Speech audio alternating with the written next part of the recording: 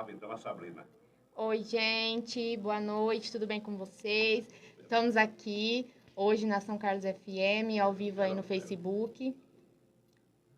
Tá aí? Gostaria de agradecer a todos vocês que estão conectados com a gente ao vivo aí no Facebook, aos ouvintes da São Carlos FM, agradecer ao seu Cunha e ao nosso convidado, né, claramente, que na hora topou aí vir participar aqui com a gente. Tô um pouquinho nervosa hoje, né, porque ele é meio...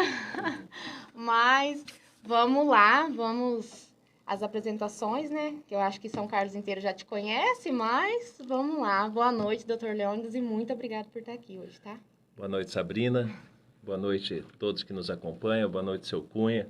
Prazer enorme estar aqui de novo na cidade de São Carlos, cidade que eu tenho no meu coração. Muitos amigos, muita história, muito tempo que eu trabalhei aqui. Então, para mim é sempre um prazer enorme estar nessa cidade e agora poder conversar de perto com você, Sabrina, e com todos aqueles que quiserem mandar suas perguntas, suas curiosidades. Estamos aqui essa noite à disposição. Então tá. Para começar, eu queria que você falasse um pouquinho da sua trajetória ali, da infância, da sua história, para o pessoal que ainda não sabe, que ainda não conhece.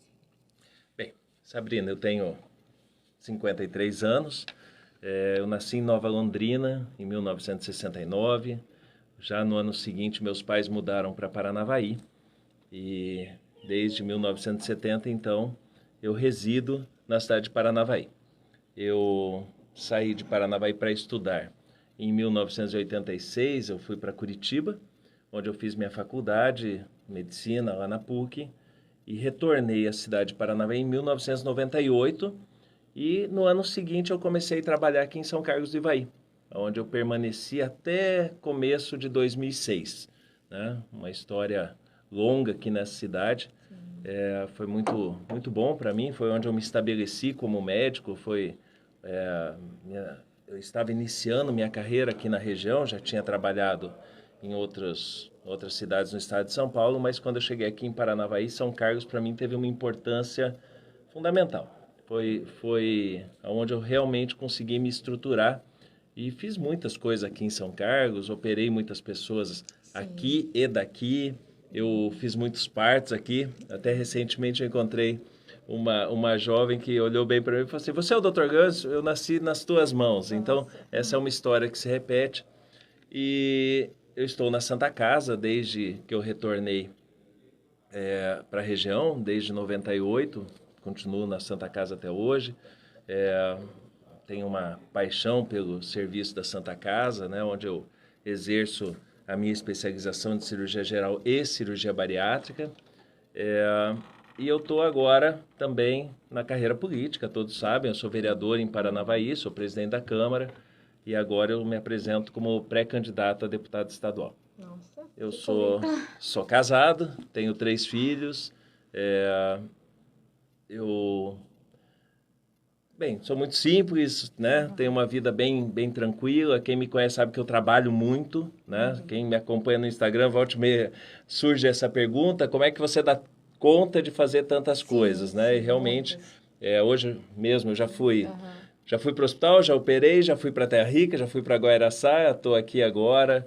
Então, minha vida sempre foi assim, são coisas que eu gosto de fazer, eu gosto muito de gente, eu gosto muito do trabalho, eu me preocupo muito com a nossa região e basicamente é isso, esse sou eu. Nossa, que história, né? Que currículo. Eu queria saber, assim, sobre como você concilia isso da medicina com ser vereador, porque não é fácil, eu acho que, assim, política e medicina, na minha opinião, é uma coisa totalmente diferente um do outro, assim, e como que está sendo para você conciliar os dois? E se você se eleger deputado, né? Você vai continuar na medicina, exercendo? Aí a medicina você pretende? Bem, medicina e política, na verdade, eu costumo dizer o seguinte, na medicina, eu me dedico de forma individual. Quando eu estou na frente de um paciente, de uma paciente, é uma dedicação para uma pessoa. Na política, é o contrário disso, né? A política é aquela dedicação para a comunidade, para uma cidade para a sociedade. Né? Essa é a contribuição que a gente apresenta na política. Como político, né, o nosso amigo Tião Medeiros que costuma dizer, o político ele é um especialista em generalidades, ele tem que saber um pouco de cada coisa. Sim. E de acordo com os assuntos que vão surgindo, você tem que estudar, tem que ir se aprofundando. E eu procurei, na minha trajetória, na minha jornada política, sempre estar muito atento às demandas. Eu estudo muito, eu leio muito, sempre foi assim. Desde a medicina eu sempre gostei muito de estudar e de ler muito, né? Eu vejo que não é uma coisa contraditória, talvez complementar, né? Algumas coisas eu consigo pela medicina, outras coisas eu consigo pela política, no sentido de poder fazer mais pela nossa sociedade. Tem um filme que eu gosto muito que costuma dizer o seguinte, que o homem é o homem que não faz nada para melhorar o seu mundo, né? E eu sempre tive isso como, na minha cabeça, é um lema. A gente tem que se dedicar e tentar fazer o nosso mundo um mundo melhor. Sim. Não para nós. Chega uma fase da nossa vida que a gente já começa a olhar para frente, né? As próximas gerações. E nós temos que deixar um mundo melhor para essas pessoas que chegam. Os nossos filhos, os filhos dos nossos amigos, os filhos dos nossos vizinhos, os filhos dos cidadãos que habitam o mesmo espaço que a gente. Eu sempre tive essa preocupação, Sabrina. E essa, na verdade, é uma defesa que eu faço da nossa região. A nossa região que por tanto tempo ficou esquecida do ponto de vista político, os investimentos não vinham, e agora nós começamos a ser inserido no planejamento estratégico do Estado do Paraná. Nós temos sim que ter essa preocupação. Em sendo candidato, né, é uma pré-candidatura, ainda tem que passar pelas convenções, e alcançando o êxito nessa jornada, não passa pela minha cabeça de abandonar a medicina. Talvez as dedicações exijam tempos distintos, mas diminuir largar a medicina, largar a medicina nem pensar, porque essa é a minha grande paixão. Sempre foi, decidi ser médico muito cedo, com 12 anos, e nunca mudei de ideia. Deixa eu te perguntar sobre a bariátrica. Por que, assim, de fazer cirurgia bariátrica, ser cirurgião, nessa parte aí do gastro, assim, porque você é clínico geral, né? Fez medicina Eu sou cirurgião geral. Isso. Aí, o porquê da bariátrica, assim? Tem alguma coisa? Quando eu voltei para Paranavaí em 1998, 2 anos depois, eu estive num congresso em Florianópolis, onde estava sendo apresentado a cirurgia bariátrica. E foi mais uma das paixões. Ali surgiu uma paixão. Eu não comecei imediatamente a fazer cirurgia bariátrica, eu fui começar a fazer as cirurgias em 2006, mas você percebe que o paciente bariátrico ele é um paciente que precisa de ajuda, de vários aspectos. A cirurgia bariátrica, ela te dá uma resposta. Ela é sustentável, ela melhora a qualidade de vida das pessoas, mas como qualquer cirurgia, tem seus riscos, o paciente precisa fazer a parte dele. Eu já fiz a bariátrica há 4 anos. Eu desisti umas 2, 3 vezes porque eu não ia ser você o médico que ia fazer a cirurgia. Aí eu não, só quero se for o Dr. Leônidas, senão não vou fazer. Aí foi, daí todo mundo, não, pode ir, é a equipe dele, ele confia, pode confiar. E foi até que eu fui e fiz. E não me arrependo, se fosse hoje faria de novo, assim.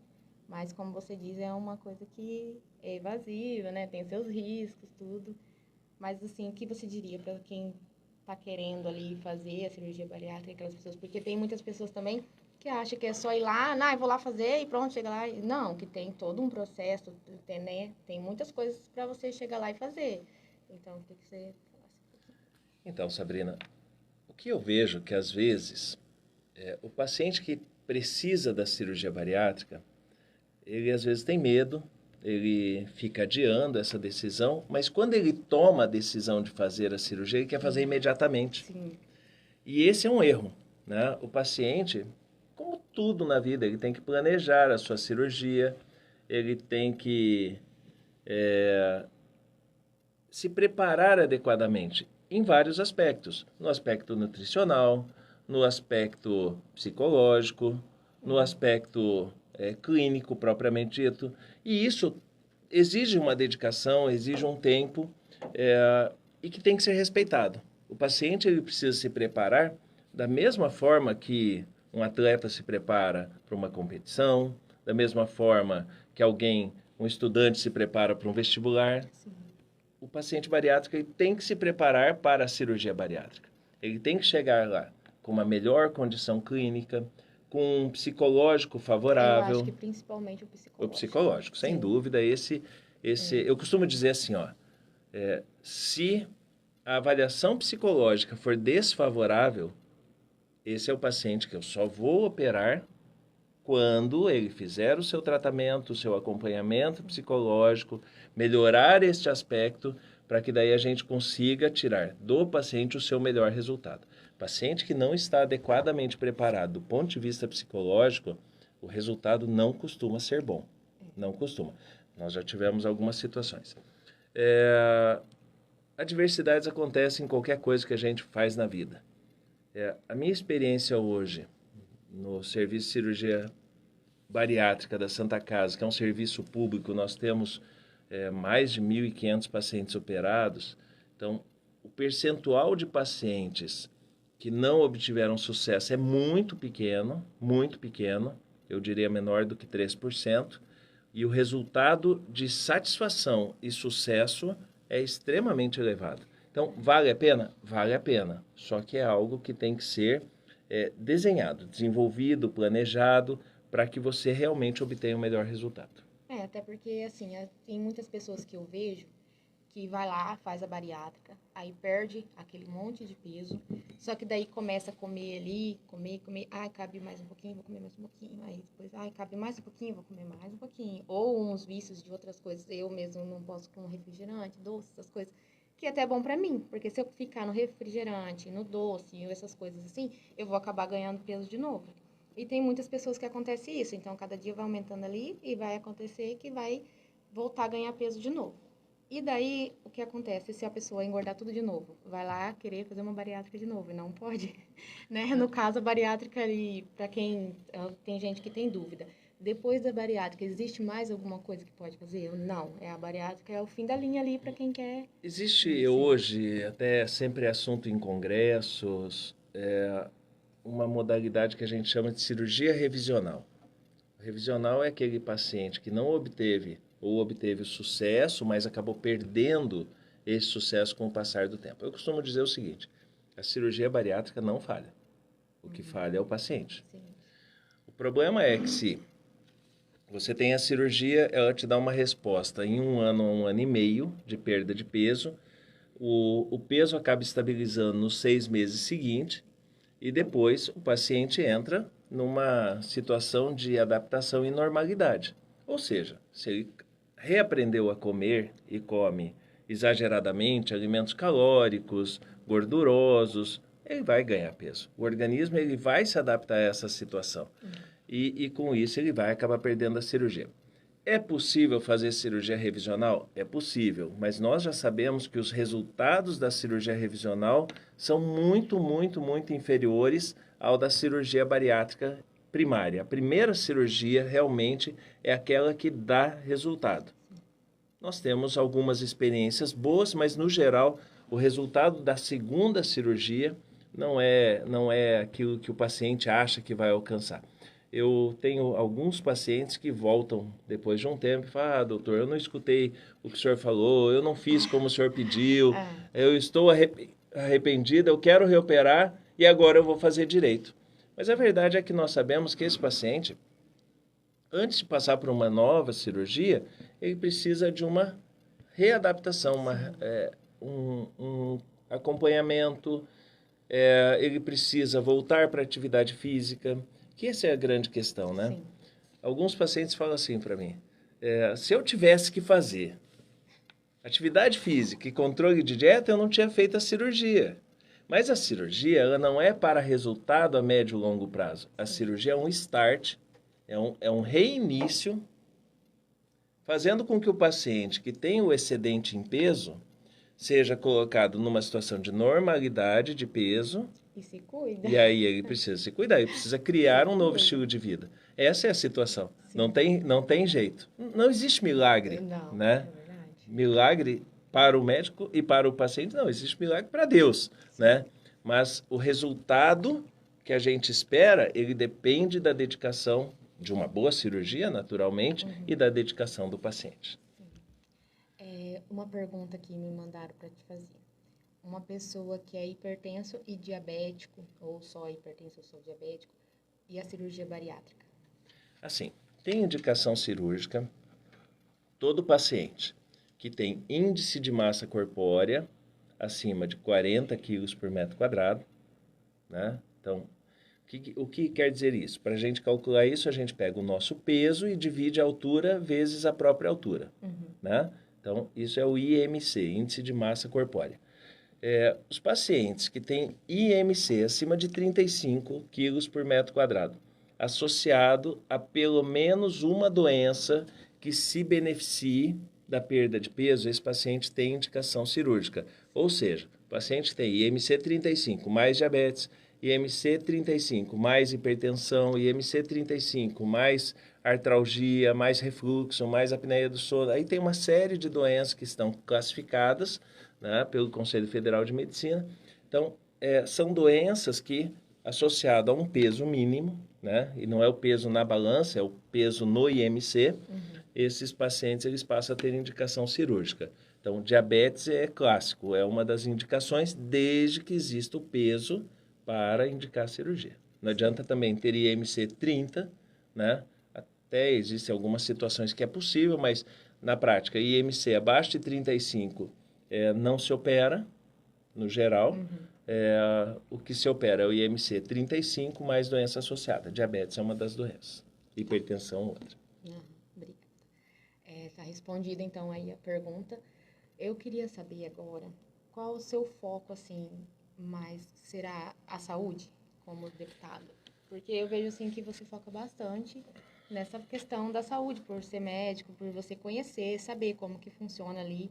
Porque, assim, o SUS, né, tem os seus pontos positivos, os pontos negativos, que você pode dizer pra gente aí nessa questão. Sabrina, inevitavelmente, uma das nossas bandeiras é a saúde.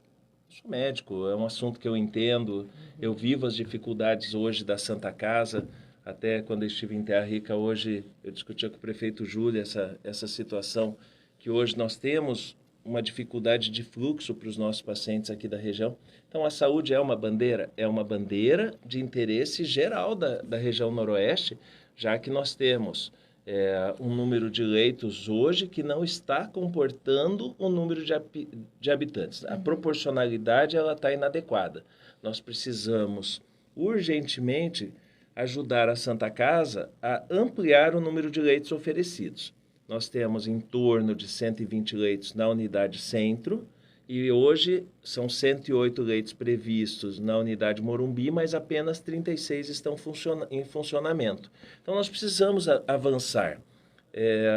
Nós discutíamos hoje que a Santa Casa realiza todos os serviços de atendimento público, é a referência para todos os serviços, em todas as especialidades que nós temos necessidade aqui. E isso tem gerado na Santa Casa um excedente de pacientes na capacidade instalada, né? Isso faz com que, às vezes, o médico aqui em São Carlos, um exemplo, precisa encaminhar um paciente. Põe na central de vagas, põe o nome desse paciente, cadastra lá na central de vagas. Esse paciente que deveria ir para a referência em até 12 horas, ele está demorando 4, 5, 6, 7 dias para ser transferido para a Santa Casa. Então, a saúde é uma das bandeiras, sem dúvida. Mas a região noroeste, ela tem muitas outras necessidades. Nós temos aqui uma necessidade global de melhoria da geração de emprego e renda. Nós precisamos trazer novas empresas para cá. E para isso, nós precisamos olhar com muito carinho a questão do nosso escoamento, né? As nossas estradas. Então, a duplicação que chega até Paranavaí, ela tem que avançar, ela tem que ir adiante, né? Nós temos um problema hoje com a nossa capacidade de energia elétrica aqui na nossa região. Precisa mais subestação, a Copel precisa investir mais na nossa região. Nós temos que identificar quais são as nossas vocações, seu Cunha. Nós temos que entender que nós temos uma potencialidade, que é o turismo, porque nós temos 180, na região noroeste, nós temos 180 quilômetros de margem do rio Paranapanema e Paraná, se a gente olhar de Jardim Olinda até Querência do Norte, e a gente ainda tem as cidades que ficam aqui próximo do rio Ivaí. E isso hoje é um atrativo enorme para as pessoas querem estar nessas regiões. Cabe ao Estado carregar recursos para a nossa região para que os municípios possam fazer os investimentos necessários de forma sustentável, porque nós não podemos mais agredir o meio ambiente como já foi feito no passado, né? Então, respeitando o meio ambiente, nós podemos conseguir gerar emprego, renda na área do turismo, que é a área que mais cresce e que cresce mais rapidamente, trazendo recursos para essas cidades. E aí fica o exemplo da cidade de Porto Rico, que todo mundo conhece. Eu não. Você não conhece Porto Rico? Não, gente. E é uma delícia, né? O Porto São José, que agora começa a crescer, e não tem para onde crescer, porque a questão do meio ambiente impede o crescimento. Nós temos que achar caminhos para que esses municípios possam investir em turismo. O próprio pescador, hoje, não tem mais peixe no rio para que o pescador viva disso. Nós temos que treinar essas pessoas para que elas participem do turismo, como guias, né? Então, existe uma potencialidade mal explorada. Nós temos que cuidar também da nossa questão educacional. Não sei se você sabe, Sabrina, a única região do estado do Paraná que não tem uma faculdade de medicina é a nossa. Se você olhar Campo Mourão, aqui tem. Se você olhar o Moarama, tem. Pato Branco tem, Guarapuava tem, Cascavel tem, Ponta Grossa, Londrina, todas as regiões, né?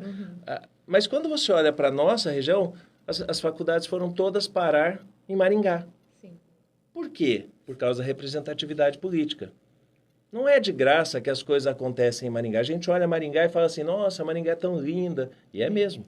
Sim. Maringá é uma cidade fantástica, excelente. Tem 9 deputados. São 4 federais, 5 estaduais, né? Quando a gente olha todo o fundão aqui, a gente fica brigando pela representatividade. Nós temos que tomar cuidado com isso. Para mim, na minha opinião, é 10-0 em Maringá.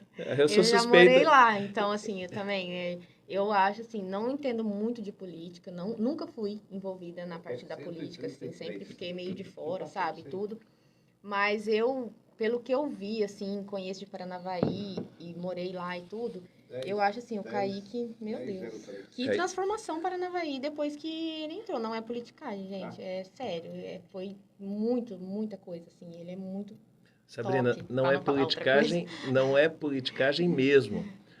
A gestão do prefeito Kaique dinamizou Paranavaí, né? Permitiu o crescimento, permitiu que empresas viessem, né? E essa é a nova política que a gente defende. Porque não faz sentido, né? Você fala assim, não sou muito chegado em política, tal, mas na verdade a gente depende disso. Política nos afeta até se a gente não... É aquela frase que você fala sempre nas suas entrevistas sobre política, né? Não faz diferença se você gosta ou não gosta de política, você apenas vai ser comandado pelos que gostam. Pelos que gostam, né? Essa é uma realidade. Mas assim, política só faz sentido se nós tivermos impacto positivo na vida das pessoas. Então não precisa político. Vamos ser sinceros, as pessoas, elas sabem se virar. O que a política tem que fazer? Ela tem que permitir uma melhoria na qualidade de vida das pessoas. E aí, para aquele que não gosta de política, e a gente está vivendo um momento favorável na região, por que isso aconteceu aqui na região noroeste? Por causa do trabalho do deputado Tião Medeiros. Foi o deputado Tião Medeiros, aqui falando de São Carlos, através do seu trabalho, que conseguiu asfaltar a estrada da Juranda. Sim. E isso mudou. Nossa, muito. Teve impacto positivo na vida das pessoas. Eu atendi um paciente no meu consultório, aqui de São Carlos, e ele falou assim, nossa, doutor, agora que asfaltou a estrada, em 15 minutos eu saí de... É um pouco mais, na verdade, mas... é um pé pesado. Tem uns que correm muito, né? Devagar, gente. Mas melhorou muito. E aí eu te pergunto, por que o Tião Medeiros fez isso aqui? Né? Por que ele trouxe esse dinheiro para fazer o asfalto aqui entre São Carlos e Paranavaí? Porque ele é daqui. Porque se ele fosse lá de Cascavel, o dinheiro teria ido para onde? Para a região de Cascavel, a base dele seria lá. É isso que a gente tem que fazer as pessoas entenderem. Tudo bem, eu entendo que eu conheci o candidato que é lá de não sei aonde, ele é legal. Tá, aqui também tem pessoas. Porque daí a hora que eu vejo, aí eu vou voltar na questão da Santa Casa, né? Hoje a Santa Casa está passando por dificuldade financeira. Quando eu vejo a Santa Casa nessa situação, e se nós ficarmos doentes, eu, você, né? E às vezes as pessoas acham que a gente vai ser atendido. Não, meu pai estava internado esses dias na Santa Casa. Quem acompanha minha rede social sabe disso, né? Eu tenho o maior carinho com a Santa Casa e quando a gente precisa é para lá que a gente vai. E agora que a Santa Casa está numa dificuldade, eu pergunto assim, cadê aqueles deputados que vieram buscar votos aqui? Né? Você sabe quantos candidatos tiveram voto aqui na região noroeste nas últimas eleições para deputado? Quase 200, 186. Cadê essa galera? Cadê os meninos? Na época da política, aparece todo mundo. Você vê tanta gente, aí pega na sua mão e vai na sua casa, toma café e conversa. Acabou a política, acabou. Aqui, no caso, assim, eu com deputado não tenho muito contato, nunca tive, né? Mas, assim, eu tiro pelos vereadores, não vou citar nomes, que não precisa, né, nem nada, mas eles sabem disso, que já teve muitos, os de hoje em dia não, que hoje tem até um pessoal bacana aí na Câmara de Vereadores de São Carlos do Avaí. Mas já teve aquele caso, que a pessoa aparece lá na sua casa, meu Deus, só falta te pegar no colo. E depois some, e depois só na próxima eleição, aí você vai atrás, a pessoa nunca tá, nunca pode, nunca nada, e não ajuda em nada. E é só de 4 em 4 anos que você vê. E assim, aqui em São Carlos, eu acho, na minha opinião, gosto muito daqui. Sempre morei aqui, né? Só morei um tempo em Paranavaí e acabei voltando. Mas eu acho que é uma cidade que tem potencial aqui. Tem muitas pessoas que têm potencial, só que tem outras que acabam estragando um pouco, né, ali a fama da cidade, na parte de emprego para outros lugares.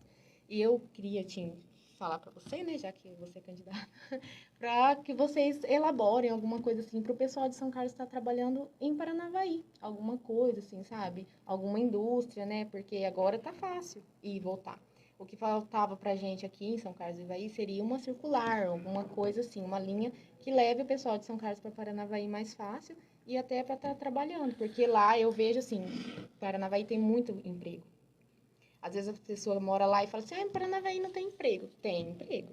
Porque você vê lá no portal, que sempre está colocando lá na Agência do Trabalhador, as indústrias, várias indústrias querendo se instalar em Paranavaí, a gente sempre está vendo, eu sigo bastante o Kaique, sou fã do Kaique. E, então, assim, é uma coisa que ajudasse São Carlos, se você tem alguma proposta, alguma coisa assim para São Carlos que você pense. Uma coisa que tem acontecido, né? Então, como você disse, foi asfaltado aqui esse trecho, a Estrada da Juranda. Também vai ser asfaltado, vai ser pavimentado a estrada que sai de Nova Aliança, né? Que vem aqui para Paraíso, vai ser pavimentado e muitas outras estradas estão sendo pavimentadas. Isso vai permitir uma integração muito maior entre os municípios. Isso aproxima. As distâncias elas vão diminuindo gradativamente.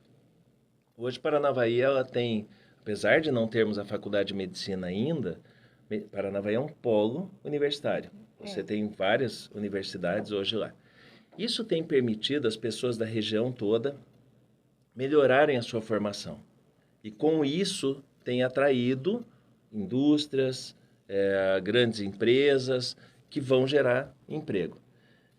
Com o tempo, a tendência é que essas empresas elas vão se estabelecendo em Paranavaí, inicialmente, na Luanda, tem muitas empresas, daí você já começa a enxergar empresas em Alto Paraná, você enxerga empresas em Marilena, tem muita tecelagem, você tem empresas se estabelecendo em toda a região. E São Carlos não vai ser diferente. Eu tenho certeza que se esse ciclo virtuoso se estabelecer na nossa região, se a gente tiver uma condição de escoamento melhor, estradas melhores e uma formação adequada do nosso jovem, principalmente, essas empresas elas vão vir para cá, né? Você já tem aqui algumas, duas grandes empresas, né?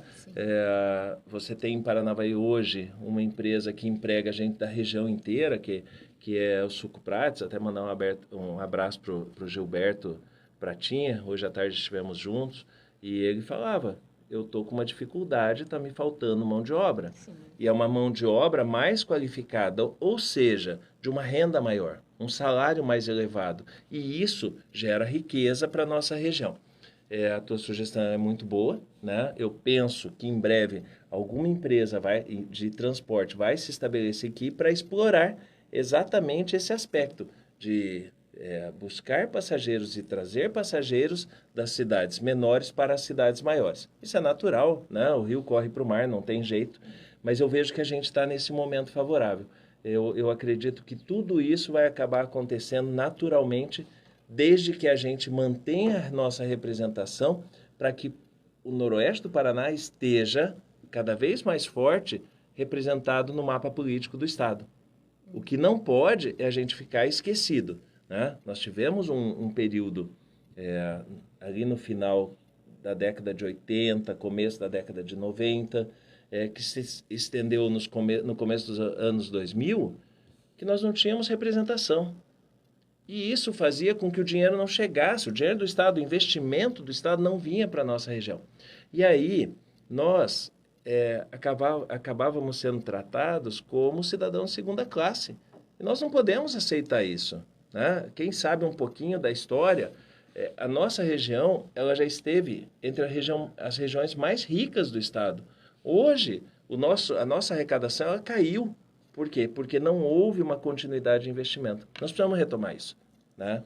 E eu acredito muito que a integração entre as cidades, essa aproximação, a exploração das nossas potencialidades, e a nossa força é o agro, não tem dúvida, seja cana, seja laranja, mandioca, né? Nós somos expoentes nessas áreas, é isso que vai nos alavancar. Isto tudo somado à exploração do turismo de forma sustentada e ao investimento na formação dos nossos jovens, não tem como dar errado. Sim. Sobre a educação, os jovens, não sei se você concorda comigo, mas eu acho assim que está meio complicado hoje em dia, os jovens, assim, muitos não querem estudar, estão meio rebeldes. O que você tem para falar para a gente, assim, o que você vê aí na parte da educação? Sabrina, eu vejo que, na verdade, isso depende muito das famílias, né? A questão do jovem que não quer estudar, na verdade, há um consentimento por parte de algumas famílias. Mas o que eu vejo hoje é que o jovem, quando decide estudar, ele tem mais oportunidade. Sim. Tá? Se você pensar, quando eu vim para cá em 98, para a região, você tinha muito pouco médico, por exemplo. Você tinha poucos engenheiros, você tinha poucos... você tinha algumas áreas que você tinha uma escassez de profissionais. Hoje a gente já não convive tanto com essas dificuldades. A hora que você precisar de um advogado, de um professor, você tem esses profissionais. É claro que a questão do jovem que opta por não fazer nada, ela existe, né? Uhum. Nem estuda, nem trabalha, nem estuda, nem trabalha, nem nada. Esse é um problema. Só... mas eu penso que aí é a questão da família agir, orientando, educando, e quando a família não consegue resolver essa situação, buscar auxílio. Isso é fundamental. Eu tenho 3 filhos assim, que estudaram. Então... Algumas famílias parece que têm até medo, né? Da pessoa, assim, da criança, do adolescente. Parece que ele já está tão revoltado, rebelde, agressivo, que a família tem medo. Ai, não vou, não quer ir, deixa aí, não vai. E acaba que não estuda, não faz nada da vida, acaba tomando caminhos errados. Assim, eu tenho um irmão de 14, 15 anos, eu acho. Meu irmão tem, nem sei direito, mas nessa faixa. E aquele negócio de joguinho de celular. Eu falo pra ele, você pode ficar o dia inteiro no celular, dormir dia e noite, mas de manhã você vai acordar e vai pra escola. Vai tirar nota boa, vai se esforçar e vai ser alguém na vida. Porque sem estudo a gente não é nada. E assim, a gente pega no pé da minha filha também, de 9 anos, ela não gosta de estudar. Mas eu pego no pé dela também, porque eu acho que educação é tudo. Antigamente, as pessoas muito não tinham recurso para estudar, tinha que trabalhar, igual a minha família, assim, a maioria não dava para estudar, porque tinha que trabalhar, tinha que ajudar a sustentar os irmãos, sempre a família grande. E hoje tem tudo. Eu acho, assim, na minha opinião, que as pessoas têm as coisas de mão beijada, muitas coisas. E não dá valor, não vai, não quer. Então, assim, muitas vezes eu acho que os pais têm que ser mais duros aí com os filhos, porque, né, se deixar... Eu acredito muito na força do exemplo. Sim. Né? Como eu disse, meus filhos estudaram, os 3 seguiram a minha carreira. Eu nunca precisei obrigar nenhum deles a estudar, apenas eu sempre trabalhei bastante, sempre gostei muito da minha profissão, né? E por conta disso os três acabaram seguindo. A Gabriela não quis seguir a minha especialidade, ela é neurologista, a Isabela é cirurgiã também, e o Luiz Francisco, que está no 5º ano da faculdade, ele pensa em seguir a carreira cirúrgica. Mas, assim, é o exemplo. Meu pai tem 85 anos. Meu pai trabalha até hoje, né? Agora está afastado, porque ele sofreu uma fratura no colo do fêmur e aí está em fase de recuperação. Mas ontem eu fui na casa do meu pai, ontem à noite. Já deve estar querendo trabalhar, né? E ele estava super feliz, porque ele falou assim, não, o Dr. Paulo Mortati me liberou e agora eu posso ir para o cartório. Então, ainda que não seja a mesma jornada que ele tinha lá atrás, mas ele pôde ir à tarde no cartório e ele estava super feliz com isso. Então, esse exemplo ele tem muito mais valor do que 1000 palavras. Né? Como é que eu não vou trabalhar se eu olho meu pai de 85 anos, que todos os dias, até há poucos dias atrás, saía da casa dele, pegava o carro, ia lá para o cartório e trabalhava de forma bastante dedicada, com muito carinho, com muito amor. Então, esse exemplo eu acho que é mais forte. A questão da rigidez, né, hoje em dia já não cabe, né, aquele pai que queira exercer o seu poder paterno com a austeridade, ela cabe, mas tem um limite. Mas eu insisto, eu acho que o exemplo é a força que vai mover o mundo. Então, os bons exemplos são sempre bem-vindos.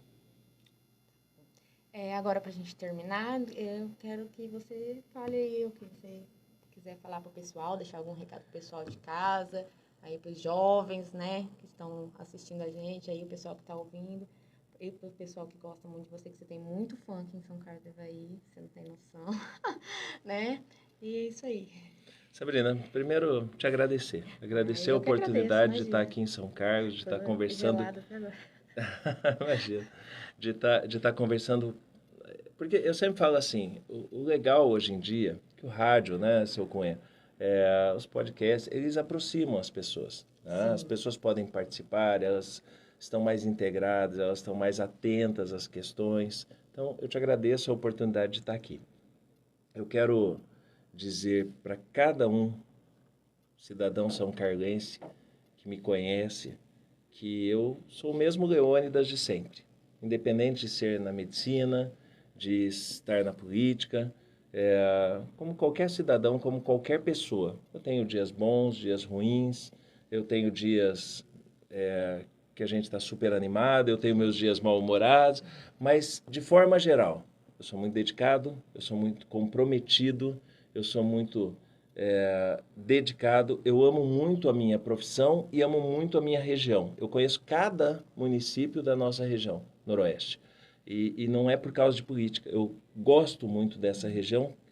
Eu saí para estudar e eu já sabia que eu voltaria, porque essa é uma região muito querida. As pessoas aqui são muito carinhosas, né? São pessoas trabalhadoras, são pessoas acolhedoras, né? Sim. É uma região que qualquer pessoa que vem de fora rapidamente se estabelece, se adapta rapidamente, porque as pessoas aqui, elas realmente acolhem, elas abraçam. Então, a região noroeste, ela tem um quê especial, né? E isso tudo me motiva muito. Me motiva estar nessa jornada, me motiva estar discutindo as coisas da Santa Casa. Entrei na política para discutir as coisas de Paranavaí. Eu tive aceitação e aprovação dos eleitores lá em Paranavaí e, nesse momento, um grupo político decidiu que o meu nome seria o representante desse grupo, e aí eu falo do Tião Medeiros, falo do prefeito Caíque, falo do vereador Luiz Paulo, da vereadora Fernanda, do Mancha, do Milton, né? Tantas pessoas aqui que, se eu for tentar falar, eu vou errar. E aí, esse nome, né, Dr. Leônidas, ele acabou passando as fronteiras, e aqui eu faço questão de mandar um abraço para o meu amigo vereador Rodrigo, que faz um excelente trabalho, né? Em outras cidades, outros vereadores, outros prefeitos enxergaram na gente um momento de manter essa representatividade, já que o deputado Tião Medeiros ele é pré-candidato a deputado federal, e isso nos possibilita termos, enfim, um deputado federal e manter a nossa representação estadual, e isso tudo tem feito com que as pessoas entendam o quanto é importante a gente olhar para dentro. Não ir buscar soluções lá fora, que na hora que a gente precisa não nos atendem. Até, como você falou, né, que se o Tião Medeiros ajuda aqui, porque ele é daqui. Se ele fosse de lá de longe, ele ia ajudar a região dele. Então, a gente tem que pensar nisso, né? Assim, dali, a pessoa que está aqui, que conhece a região, que está sempre aqui, vê os problemas, sabe? Para poder ajudar. Porque lá de longe, não sabe nem o que está se passando, o que está acontecendo, né? Nem quer saber, às vezes, também. Muitas vezes nem quer saber do problema. E em relação a São Carlos, eu tenho muitos amigos aqui. É um lugar que eu gosto. Então, eu quero dizer a todos que são de São Carlos. Deixa eu mandar um abraço, Gilberto, para a Ilza, tá? Né? Para a Angélica, né? Para o Sidney, para a Rosicler, para a Tita. E é aquela história. É tanta gente, né? Que eu vou ficar aqui. Eu conheço muita gente aqui. Então, para vocês de São Carlos, eu quero dizer o seguinte. São Carlos tem um lugar especial no meu coração e na minha história. E, dando tudo certo, esse projeto, né, essa caminhada, São Carlos estará sempre comigo nas minhas ações, no meu planejamento, e o cidadão são-carlense, a cidadã são-carlense pode contar com o meu compromisso de fazer por São Carlos. Muito obrigada. Obrigado, Sabrina. Uma boa noite a todos. Gente, muito obrigada a todos que estiveram aí com a gente na Rádio São Carlos FM, a vocês aí do Facebook que estão nos assistindo. Fiquei muito feliz, tá, com a sua participação hoje aqui. Eu também. Um pouquinho nervosa. E gostaria de agradecer também a um pessoal aí que está me ajudando, né? Primeiramente o seu Cunha, a Aline que está por trás aí, a minha mãe. Agradecer a Giovana Fernandes, da Doce Maria Doces, Bolos e Doces. A Patrícia Matias, lá da Patrícia Story. E mais algumas pessoas que agora me fugiu o nome, gente. Mas muito obrigada, tá? A todos que estão me apoiando aí, acreditando no meu projeto. E é isso aí. Tenha uma boa noite a todos aí. E semana que vem, se Deus abençoar, a gente tem novidades para vocês, tá? Tchau, tchau.